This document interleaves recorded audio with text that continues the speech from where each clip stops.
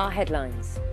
We are collectively telling cafes, pubs, bars and restaurants to close. Tens of thousands of businesses close after the government orders an unprecedented shutdown to combat coronavirus. Kind of scared and freaked out. It all feels real all of a sudden. I think people weren't taking it so seriously and now it's really become real. In an historic government bailout, workers affected will be paid 80% of their salary, but many, particularly the self-employed, are still worried about their future. Good morning. From fast cars to saving lives, Formula One teams will switch their skills to produce ventilators urgently needed in the fight against the virus.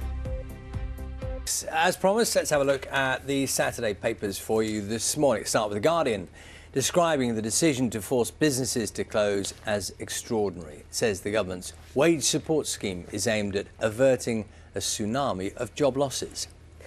Now, the Daily Telegraph has a picture of Boris Johnson, but it's quoting the Chancellor Rishi Sunak as saying that the country has reached a generation-defining moment.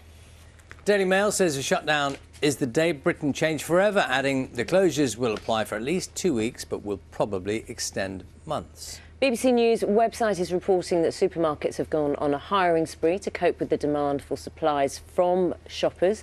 Some of the UK's biggest chains have embarked on a big recruitment drive to fill more than 30,000 jobs. I mean, the principle is that there are things that you can do, yes, and sometimes the little things. And I just pick up on a couple of the columnists today in the paper who, on that sort of theme. This is Janice Turner is writing in the Times today. Small acts of kindness will be our salvation. I think a lot of people are mindful of that. In amongst the big problems, there are little things you can do. Amanda Patel is writing in the Mail. Obviously, Mother's Day tomorrow, and she is saying, if you can, make some connection, because everyone's challenged with how they can make a connection, but do something. Didn't you have a virtual dinner party? We did. We had a virtual dinner party last night on a conference calling software. And there were about 10 or 11 of us. We got a curry from the local takeaway and we sat and we all had our dinner together and a glass of wine and a bit of a chat. It was lovely. And it's across the generations as well.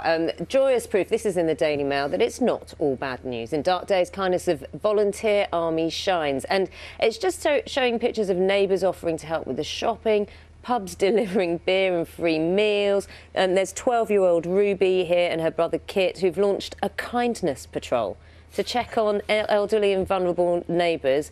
This is in Suffolk. And I think we're going to see a lot more of this. I think agree. in the sense of community, because we are being told there are going to be so many people who are on their own, who are going to really struggle with not having physical contact, social contact, that if we can all just kind of knock on someone's door. Yeah, and I encourage you, if there is a little thing that you plan on doing today, maybe you did it yesterday, let us know, because sometimes it's the really small things that are going to make a difference to people's days. So let us know. Keep those thoughts coming this morning, Kat. Thank you. No problem.